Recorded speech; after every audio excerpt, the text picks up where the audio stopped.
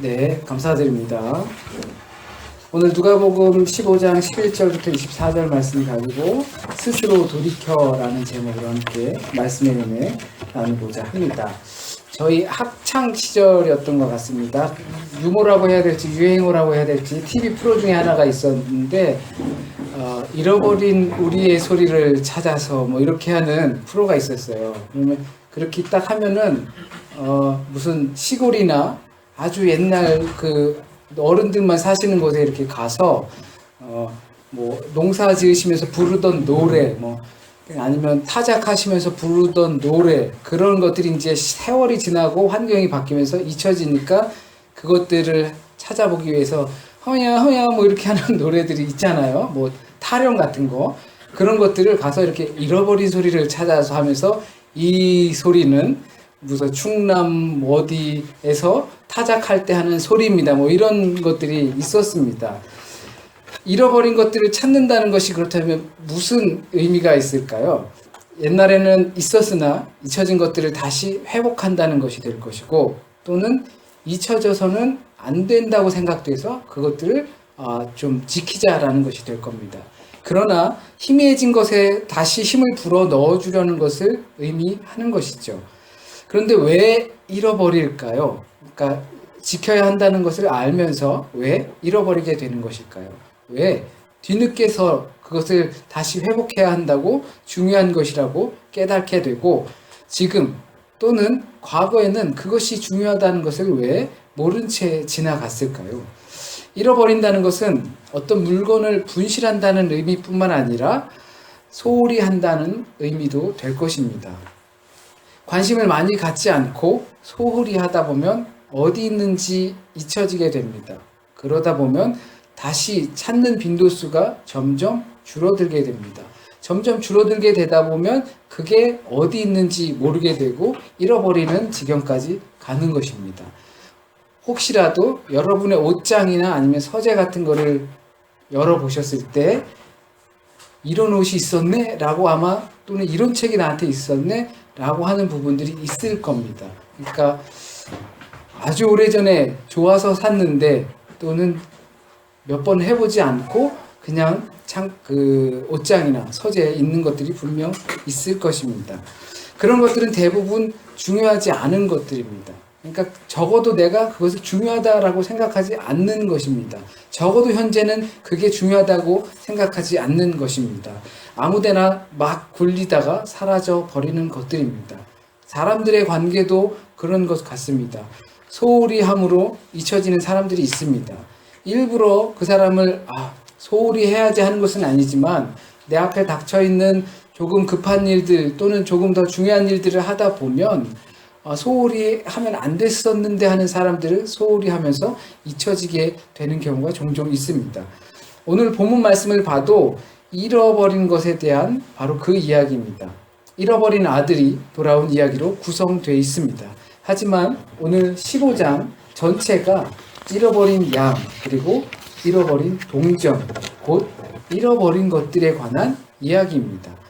잃어버리고 잃어버린 줄 모르는 경우도 있습니다. 그것은 정말 내가 가지고 있었는지조차도 모르는 것이고 전혀 중요하지 않다는 것이 되겠죠. 그리고 잃어버리고 나서 굉장히 아파하는 경우가 있습니다. 한국의 뭐 유명한 사람이죠. 도올 김용옥 선생이라고 또 조영남 가수 뭐 그분들이 그러더라고요. 스매끼리 이거 손톱깎이를 분명 자기가 이 응접실 거기 놨는데 없어졌대요. 그래서 막 이게 어디 갔지 막 하면서 지금 당장 쓸 거는 아니지만 손톱깎이가 없어져가지고 막 이리저리 찾는 거 열을 내면서 찾았다고 합니다. 왜냐하면 내 건데 내 거 거기 있었으니까 없어져서 아주 열이 나도록 찾았다고 합니다. 그러니까 잃어버린 것, 나에게 소중한 것, 그것들은 아파하면서 찾는 부분이 분명 있습니다. 15장에서 보면 그 잃어버린 것에 대한 어떤 감정을 갖고 있습니다. 굉장히 아파하고 있습니다. 그래서 한 마리 양을 찾으러 갑니다. 99마리나 양이 있지만 그래도 그 한 마리가 아프기 때문에 찾으러 갑니다. 한 드라크마를 잃어버려서 10개 중에 하나를 잃어버려서 집안 전체를 샅샅이 뒤지면서 찾습니다. 이것은 당연히 하나의 비유입니다. 완성이라는 것에 대한 비유이고 신랑과 신부에 관한 비유입니다. 오늘 본문도 그와 비슷합니다. 그런데 잃어버린 아들을 찾는 것과 잃어버린 양과 동전을 찾는 것은 미묘한 차이가 있습니다. 아들이 아버지에게 돌아오기를 기다리고 있다는 것입니다. 표현하자면 한시도 빠짐없이 아들을 기다리고 있습니다. 혹시 마을 어귀에서 이제나 저제나 오지 않을까 서성거리면서 기다리고 있습니다. 그리고 아들이 돌아왔을 때 너무나 기쁘게 맞아줍니다. 바로 여기서 차이가 있습니다. 양과 드라크마의 비유에서는 주인이 찾으러 직접 갔습니다. 하지만 아들의 비유에서는 돌아온다는 전제가 있습니다. 주인은 잃어버린 것을 찾습니다. 돌아올 능력이 없는 것들은 직접 가서 찾아옵니다. 그러나 아들은 스스로 돌이켜서 돌아온다는 겁니다. 이들 사이에선 질적인 차이가 생겨버렸습니다. 양과 아들 또는 동전과 아들, 이들의 주제는 잃어버린 것을 찾았다라는 것으로 같지만 서로 간에 질적인 차이가 생겼습니다. 그것은 아들은 스스로 돌이켜서 돌아온다는 겁니다. 주인이 스스로 돌이킬 수 없는 것들은, 그러니까 양이나 동전과 같은 존재는 찾으러 갑니다. 그러나 우리는 아들이란 말입니다. 그런데 우리도 가끔은 양같이 굴 때가 있습니다. 심지어는 동전같이 굴 때가 있습니다. 나를 찾아주길 바랍니다. 나한테 잘해주길 바랍니다. 나는 가만히만 있으면서 누군가가, 주인 되는 분이 나를 그렇게 대해주길 바라는 겁니다. 물론 그것이 사람의 마음입니다. 그러나 명확히 알아야 할 것은 아들이라는 존재는 스스로 돌이켜서 돌아온다는 사실입니다. 여기서 스스로 돌이킨다는 말은 뉘우치고 그리고 후회하는 이런 관념적인 말이 아닙니다. 자기 발로 돌아온다는 실제적인 의미를 갖고 있습니다. 후회하고 뉘우치기만 하는 것이 아니라 이 길밖에 없다는 것을 깨닫고 내 발을 돌려 돌아온다는 겁니다. 좀 전에도 말씀드렸죠. 우리는 아들이지만 마치 양같이 또는 동전같이 행동할 때가 있다는 것입니다. 그러니까 스스로 돌이켜야 하는데 우리는 그것을 잘 못한다는 것입니다. 아마도 아들이 마주하고 있는 그 상황들을 우리가 어떤 상황인지 안다면 혹시 우리도 돌이킬 수 있지 않을까. 그렇게 할 수 있게 만드는 상황을 만나게 되면 우리도 스스로 돌이킬 수 있지 않을까. 14절에서 그 상황을 아주 간결하게 설명하고 있습니다. 비로소 궁핍한지라. 바로 그 상황이 스스로 돌이키게 만드는 상황이라는 것입니다. 아들이 많이 있지만 스스로 돌이키는 아들도 있고 그렇지 못하는 아들도 있는 법이죠. 그런데 궁핍한 상황에 닿았을 때 그것을 돌이킬 수 있는 자가 아들입니다. 오늘 이야기를 보면 한 부자 아버지가 있었습니다. 누가 봐도 분명 부자입니다. 그에겐 아들 둘이 있었는데 둘째 아들이 아버지의 유산 중 자기가 받을 몫을 미리 좀 분리해달라고 했습니다. 충분히 그럴 수 있다고 봅니다. 요즘도 유산 같은 걸 나누려면 부모님들이 연세가 드시거나 하시면 미리 분리를 해 놓습니다. 그렇지 않으면 언제 갑자기라도 돌아가시게 되면 얼마 있지 않은 유산도 다툼이 벌어지지 않겠습니까? 저희도 유산 때문에 아주 골치 아픈데 제가 좀 있는 집 자식이라 이게 좀 골치 아픈 상황이 적어도 다 있더라고요. 아무리 없는 집에도 그거 갖다 나누느라 문제가 생기기도 합니다. 미리 유산을 나누어서 자녀들에게 분배를 딱 해줍니다. 나중에 그것들을 자신들이 가져가게 됩니다. 그런데 그 둘째 아들은 어땠습니까? 아버지 유산을 모두 정리해서 먼 나라로 갔습니다. 이것은 전통적으로는 있을 수 없는 일입니다. 유산을 아들에게 미리 나누어 줄 수는 있어도 이거는 네 몫이고 저건 형 몫이야 라고 나누어 줄 수 있어도 이것을 정리해서 자기가 관리할 수 있는 것은 없습니다. 아버지가 살아있는 동안 그것을 처분할 수 없는 것이 유대의 전통입니다. 관리는 아버지가 합니다. 그리고 아버지가 죽으면 이런 것이 가능하게 되는 것이고 또는 분리를 한 것을 벌써 내가 처리해서 사용한다라는 것은 아버지가 죽었다라고 생각하고 행동하는 것과 같습니다. 우리가 열왕기 하에서 보면 아합 임금이 나봇의 포도원을 보고서 자기가 가졌으면 좋겠다. 너 나한테 그 포도원을 줘라. 내가 더 큰 거 줄게. 그랬더니 왕이시여 무슨 말씀을 그렇게 하십니까? 이거 우리 가족이 대대로 우리 유산으로 받은 건데 이걸 어떻게 왕께 드립니까? 하니까 이세벨이 바로 죽여버리게 되지요. 이 둘째 아들은 아버지가 돌아가셨다라고 생각하는 겁니다. 아버지가 없다. 그리고 물질이 곧 아버지다 이제 라고 생각한다고 볼 수 있는 것입니다. 우리말로 하면 이런 자식을 후레자식이라고 부르죠. 그런데 이 후레자식이 누구를 말하는 겁니다. 그 둘째 아들, 그 후레자식, 아버지가 죽었다고 생각하고 나는 아버지 없어. 이제 나의 아버지는 물질이야. 나에게 준 재산, 이것이야. 이가 이렇게 말을 하고 행동하는 사람이 우리에게 누구냐라는 거죠. 곧 그것은 대부분의 인간을 말합니다. 아버지 곁을 떠난 아들이 곧 우리의 모습입니다. 아버지 집을 떠난 아들이 우리입니다. 살아계신 아버지를 돌아가신 것처럼 여긴 것이 우리입니다. 그러는 이유는 여러 가지 이유가 있을 겁니다. 대표적인 것은 아무래도 욕심이겠죠. 물질에 대한 욕심이 있을 것이고, 자기 욕구를 채우고 싶은 욕심이 있을 것이고, 자기 자신과 자기의 권리와 자유를 드러내고자 하는 욕심이 있을 것입니다. 그것 때문에 아버지의 자리 따위는 이제는 안중에도 없는 것입니다. 아버지의 자리를 나는 빼앗고 마는 것이 우리의 모습이라는 겁니다. 잠언에서 지혜로운 자는 아버지를 즐겁게 하고 그리고 그렇지 못한 자는 유흥에 빠져 지낸다고 했습니다. 나의 자리를 찾고자 아버지의 자리를 빼앗은 것입니다. 당연히 부모들은 아들이 달라고 그러면 줄 거예요. 그렇죠? 근데 대부분의 부모님들이 자녀들이 달라고 하면 주죠. 목숨도 달라고 하면 준다라고 하는 분들이 대부분이 부모님들이고, 아이들이 아플 때 흔히 하는 기도가 이 아이가 좀 건강하게 내 건강과 바꿔도 좋으니까 라는 기도를 합니다. 그 정도로 부모들은 자녀들에게 그렇게 할 마음이 있습니다. 그런데 그래도 아버지라는 권리 또는 부모라는 자리가 내가 나에게 있는 건 마저 너에게 줄게 라고 할 수 있는 이것을 빼앗아버린 아들이 되는 것입니다. 이것은 반인륜적인 행위죠. 하나님 아버지가 내게 줄게 할 수 있는 그 부분마저도, 그 기회마저도 빼앗아버리는 아들이 바로 우리처럼 되는 것입니다. 우리가 바로 그런 아들이 될 수 있다는 겁니다. 예수께서는 너희가 그 둘째 아들이다. 아버지의 자리는 생각하지도 않고 너의 자리를 찾고자 욕심에 눈이 먼 아들. 아버지의 집에는 종이 풍족하게 지내는데 하늘의 영광을, 하늘의 보화를 미리 끌어다가 사용하겠다는 그 아들입니다.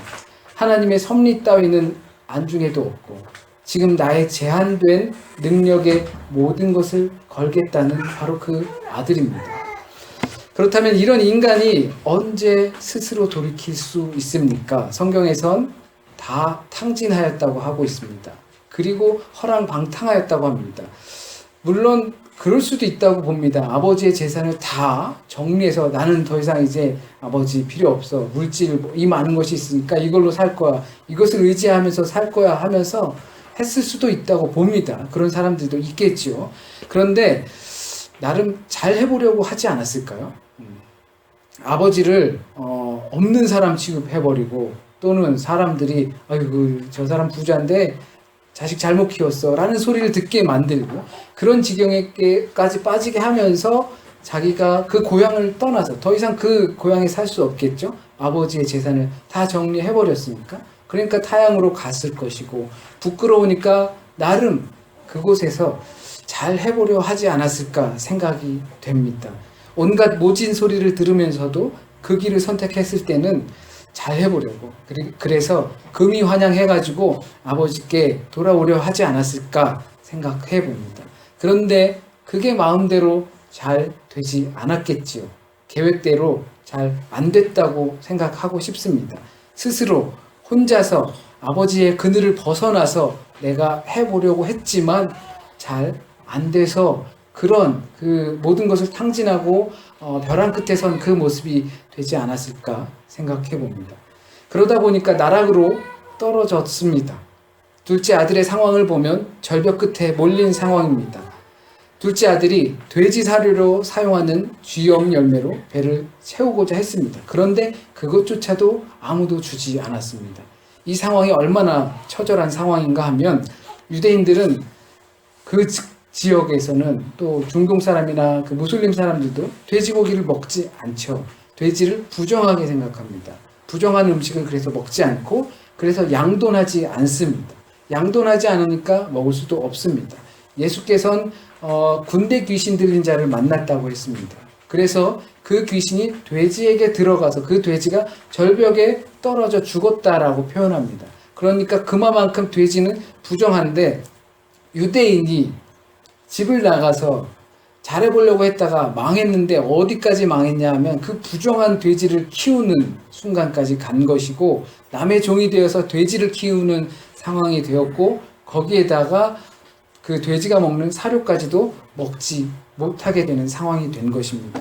제가 요번에 이스라엘 가서 많은 것들을 가져왔는데요. 돈 안 드는 것만 가져왔어요. 이게 쥐염 열매라고 합니다. 나무에서 떨어져서 이렇게 익으면 이거 시장에 가면 시장에서 가져온 건 아니고 나무 밑에서 가져온 겁니다. 이게 이렇게 막 푸대로 해서 팔아요. 근데 이걸 까보시면 여기 이게 열매가 있어요. 보이시죠? 이게 쥐염이에요. 이거를 먹는 거예요. 근데 되게 딱딱해요. 이따 한번 구경들 해보세요. 무슨 장사꾼 같죠? 저 한번 구경들 하시고 네. 이 딱딱한 것도조차 먹지 못하는 상황이 됐다라는 것입니다. 그 상황이 얼마나 열악한 상황으로 정말 궁핍한 상황으로 떨어졌는지 보게 됩니다. 자신의 계획이 잘못되었다는 것을 느꼈을 때 자신의 능력이 더 이상 미치지 못한다는 것을 느꼈을 때 그래서 자신의 처지가 심각하다고 느낄 때 바로 그때입니다. 궁핍함을 느낄 때, 부족을 느낄 때, 두려움을 느낄 때 바로 그때가 스스로 돌이키기에 가장 좋은 시기라는 겁니다. 절벽 앞에 서 있는 자신을 발견할 때 스스로 돌이키기에 좋은 시기입니다. 더 이상 지체할 수 없는 바로 그 시기입니다. 자신이 있었던 자신의 모습이 아니구나라는 것을 확인하는 순간입니다. 그때 우리는 스스로 돌이켜 아버지 집으로 돌아올 수 있어야 합니다. 조금 더 하다간 벼랑 끝에 매달려서 떨어지게 됩니다. 자신의 욕심을 믿고 또는 자신의 계획을 믿고 간다면 어쩌면 더 이상 돌이킬 수 없는 순간이 되어서 아버지께로 영원히 돌아올 수 없다는 겁니다. 돼지를 키우며 그 사료도 못 먹는 처지를 보고 죽고 싶지 않았을까요? 내가 이러려고 이렇게 아버지를 떠나서 아버지를 비참하게 만들어서 내가 이러려고 온 것은 아닌데 라고 생각하면서 궁핍한 상황, 두려운 상황, 부족한 상황을 보면서 죽고 싶지 않았을까요? 보통 사람들은 그럴 겁니다. 그러나 아들은 그 상황에 스스로 돌이켜 아버지 집으로 간다는 겁니다. 지난주에 나침반을 예로 들면서 나침반이 방향을 잡는 것을 방해하는 그 물건을 먼저 제거해야 한다고 했습니다. 나침반이 방향을 잘 잡을 수 있다고 그래야지만 나침반이 북쪽을 가르칠 수 있다고 말씀을 드렸습니다. 그러지 않고서는 방향 못 잡는 나침반을 아무리 욕하고 왜 이렇게 방향을 못 잡나 해봤자 나침반은 방향을 절대 잡을 수 없다는 사실입니다. 예수께서는 누구도 회개하지 않고서는 한치도 나을 자가 없다고 말씀하셨습니다. 심지어는 모두 다 망한다고 하였습니다. 그것도 저는 때가 있다고 봅니다. 예수께서는 그 때를 여러 차례 말씀하셨습니다. 열처녀의 비유를 들면서도 말씀하셨습니다. 이스라엘의 역사를 보면 하나님께서 마음을 접었다. 아무리 선한 왕, 아무리 선한 임금이 그 나라를 하나님의 법도대로 치리하려고 하여도 하나님께서 이제는 마음을 접었다. 때가 지났다라고 표현하고 있습니다. 아무리 노력해도 늦었다는 말입니다. 물론 오늘 본문은 그 때가 있다, 때가 중요하다라는 것은 아닙니다. 그러나 스스로 돌이키는 적당한 시기가 있다고 봅니다. 더 이상 소중한 것을 잃어버리지 말아야지 깨닫는 순간이 있다는 겁니다. 나를 찾아주기만 바라지 않고 가만히 있고 싶지만 내가 가야 할 때를 알고 가야 할 때도 있다라는 것입니다. 그때 아버지가 있는 집에 돌아가야 합니다. 머뭇거리지 말고 돌아가야 합니다. 아들들은 궁핍한 상황을 맞으면 스스로 돌이켜 오는 법입니다. 그게 아들입니다. 그게 그리스도인입니다. 돌아갈 집이 있다는 것이 있는데 무엇을 머뭇거리면서 그 절벽에서 무슨 생각을 하느냐라는 것입니다. 아들은 궁핍한 상황, 부족한 때, 그리고 두려운 상황을 맞았을 때 스스로 돌이켜 아버지 집으로 갑니다. 왜냐하면 아버지 집에는 종들도 풍족하기 때문입니다. 기도드리시겠습니다. 하나님, 우리는 주께로 돌아가려고 노력합니다. 아버지의 집엔 풍족한 것이 많고 또 우리가 누릴 수 있는 것도 참 많은 줄 압니다. 근데 그 그리움보다는 내 안에 있는 나를 찾고자, 내 욕심을 또한 채우고자, 내가 계획했던 것들을 이루고자, 하여튼간 내가 무언가를 좀 나 스스로 해보고자 하는 것들이 그 그리움보다 더 강하기 때문에 아버지께로 가는 것을 늘 망설이며 지냅니다. 주께서 우리에게 그러한 궁핍한 상황을 맞게 하실 때, 두려운 상황을 맞게 하실 때, 부족한 상황을 우리에게 주실 때, 그 상황 주께서 우리에게 말씀하시는 것으로 알게 하여 주십시오. 그렇지, 아버지 집엔 종들도 풍족하지, 스스로 돌이키며 아버지 집으로 돌아갈 수 있게 하여 주십시오. 돌아갈 집이 있는데 우리에게 무엇이 망설여지겠습니까? 우리의 체면이나 우리의 수준들을 생각하지 않게 하여 주시고 아들 된 자로서 아버지께로 스스로 돌이켜 돌아갈 수 있는 우리 될 수 있도록 인도하여 주십시오. 하나님, 혹시라도 잘못 전해진 말씀이 있으면 주님께서 온전히 이 시간 우리와 함께 하고자 했던 그 말씀만 우리 가슴속에, 우리 마음속에 깊이 남게 하여 주셔서 귀한 열매 맺게 인도하여 주세요. 한 주간의 삶을 또한 주님께 맡깁니다. 주님 아니면 해결할 수 없는 일들이 우리에겐 많이 있습니다. 내가 스스로 할 수 있다고 생각하는 것들도 참 많이 있지만 그것조차도 주께서 하시지 않으면 할 수 없다라는 것을 고백합니다. 이루어 주시고 또한 우리의 마음 가운데서 한 주간 평안함으로 승리할 수 있도록 인도하여 주십시오. 모든 말씀 우리 주 예수 그리스도의 이름으로 기도드립니다. 아멘.